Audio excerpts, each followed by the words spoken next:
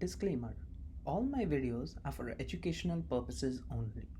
I am teaching and explaining investment trading to everyone, but I am not giving out any advice.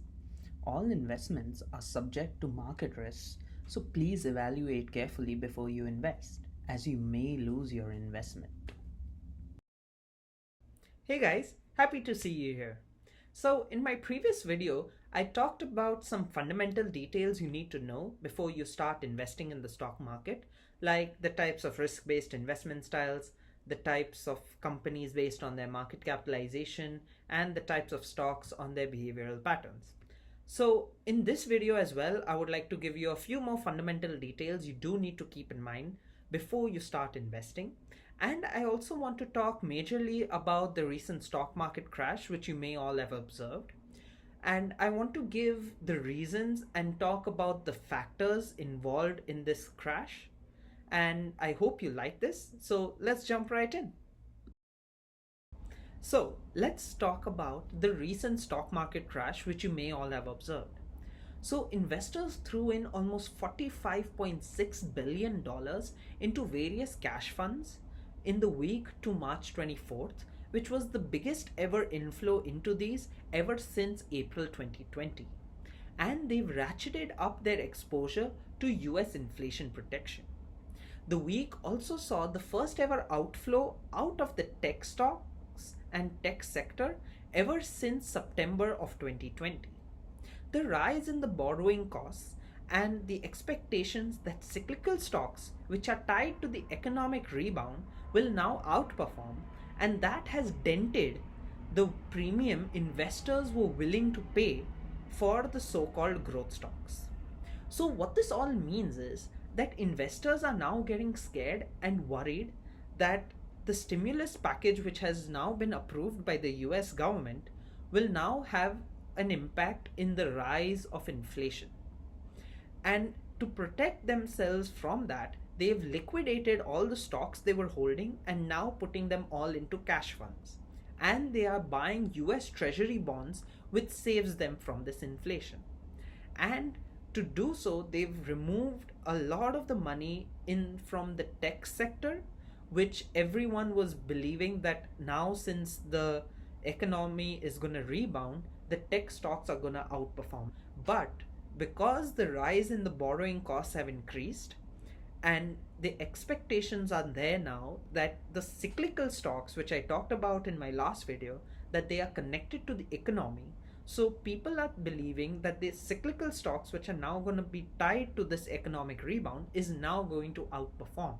And so the investors are now not so sure about investing into these so-called growth stocks, and that has really hurt the premium which these growth stocks have been performing at, because now nobody is willing to pay for expecting that these growth stocks are now going to grow even further in this economic rebound.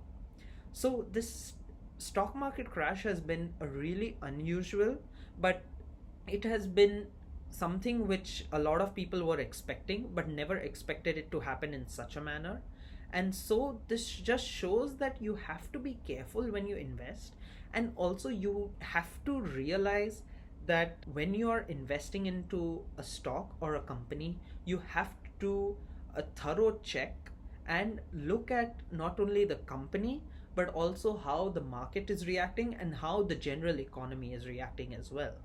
So this is a brilliant lesson to all new coming investors and as well value investors who have been in this game for a long time, but it gives a different perspective to how things run in the stock market. So now let's go back and talk some more about some fundamental details you do need to keep in mind before you start to invest.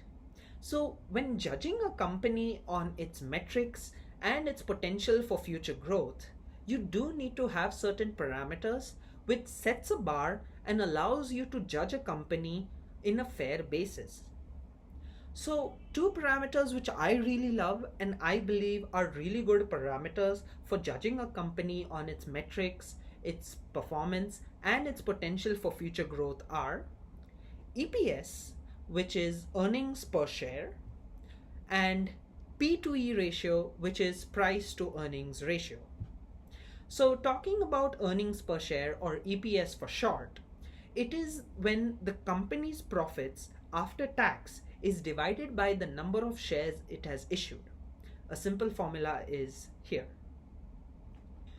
When we talk about the P to E ratio, the P to E ratio is when the company's share price it has determined for that time is divided by the company's earnings per share it has declared. So a simple formula is as follows. So talking about the P to E ratio specifically, it helps investors and analysts to determine the relative value of a company's shares in an apple to apple comparison, or in a water bottle to can comparison. I don't know. But it is a really useful tool to determine how a company is in its sector, as different sectors and different markets have different P to E ratios to judge whether a company is undervalued or overvalued in that particular sector. So, to put this all into perspective, in January 2021, Fidelity researchers showed that in the healthcare sector, the average P to E ratio was nearly 70, which means that the price was trading at roughly 70 times multiple of the earnings per share the companies were reporting. Whereas in the banking sector, however, the average P to E ratio was only around 11.5, which means that the price was trading only 11.5 times multiple of the earnings per share the companies were reporting. So now, talking about a specific example, let's take two companies, ABC and XYZ, both having a share price of $50. In XYZ, the company is reporting a $20 earnings per share, whereas ABC is reporting only a $10 earnings per share. So that means that the P to E ratio for ABC will be 50 divided by 10, which is 5, whereas XYZ will have a P to E ratio of 50 divided by 20, which is 2.5. So you can clearly see that XYZ is a better buy, as it has a lower share price complemented by similar earnings.